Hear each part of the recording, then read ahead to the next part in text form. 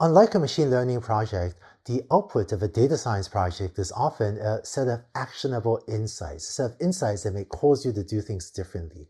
So data science projects have a different workflow than machine learning projects. Let's take a look at what are the steps of a data science project. As our running example, let's say you want to optimize a sales funnel. Say you run a e-commerce or online shopping website that sells coffee mugs. And so for a user to buy a coffee mug from you, the sequence of steps they'll usually follow. First, they'll visit your website and take a look at the different coffee mugs on offer. Then eventually they have to get to a product page, and then they'll have to put it into their shopping cart and go to the shopping cart page, and then they'll finally have to check out. So if you want to optimize the sales funnel to make sure that as many people as possible get through all of these steps, how can you use data science to help with this problem?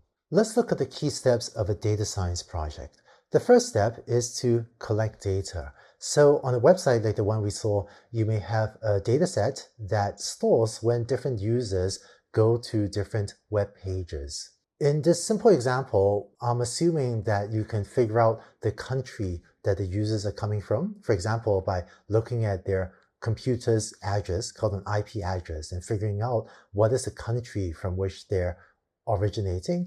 But in practice, you could usually get quite a bit more data about users than just what country they're from. The second step is to then analyze the data.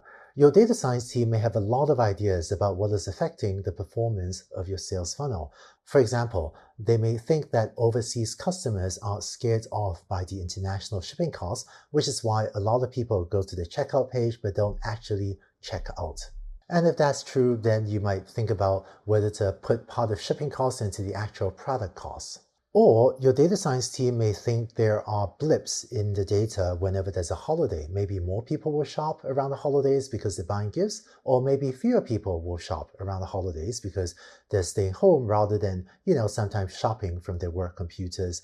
And in some countries, there may be time of day blips where in countries that observe a siesta, so a time of rest, like an afternoon rest, there may be fewer shoppers online, and so your sales may go down. And they might then suggest that you should spend fewer advertising dollars during the period of siesta because fewer people will go online to buy at that time.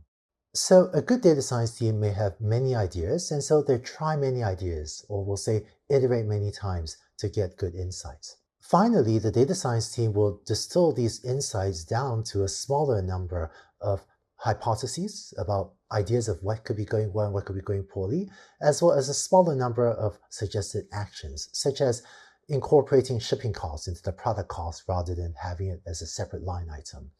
When you take some of these suggested actions and deploy these changes to your website, you then start to get new data back as users behave differently now that you advertise differently at the time of siesta or have a different checkout policy. And then your data science team can continue to collect data and reanalyze the new data periodically to see if they can come up with even better hypotheses or even better actions over time. So the key steps of a data science project are to collect the data, to analyze the data, and then to suggest hypotheses and actions, and then to continue to get the data back and reanalyze the data periodically. Let's take this framework and apply it to a new problem, to optimizing a manufacturing line. And so we'll take these 3 steps and use them on the next slide as well. Let's say you run a factory that's manufacturing thousands of coffee mugs a month for sale, and you want to optimize the manufacturing line.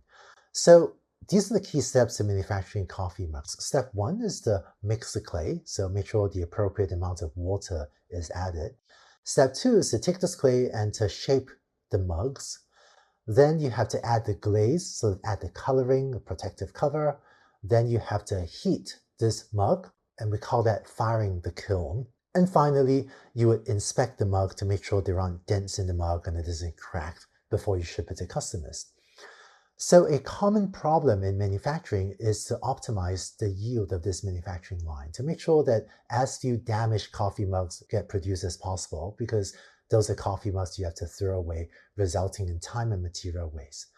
What's the first step of a data science project? I hope you remember from the last slide that the first step is to collect data. So for example, you may save data about the different batches of clay that you've mix, such as who supplied the clay and how long did you mix it, or maybe how much moisture was in the clay, how much water did you add. You might also collect data about the different batches of mugs you made. So how much humidity was in that batch, what was the temperature in the kiln, and how long did you fire it in the kiln. Given all this data, you would then ask the data science team to analyze the data, and they would, as before, iterate many times to get good insights. And so they might find out, for example, that whenever the humidity is too low and the kiln temperature is too hot, that there are cracks in the mug. Or they may find out that because it's warmer in the afternoon, that you need to adjust the humidity and temperature depending on the time of day. Based on the insights from your data science team, you get suggestions for hypotheses and actions on how to change the operations of your manufacturing line in order to improve the productivity of the line. And when you deploy the changes, you then get new data back that you can reanalyze periodically so that you can keep on optimizing the performance of your manufacturing line. To summarize, the key steps of a data science project are to collect the data, to analyze the data, and then to suggest hypotheses and actions.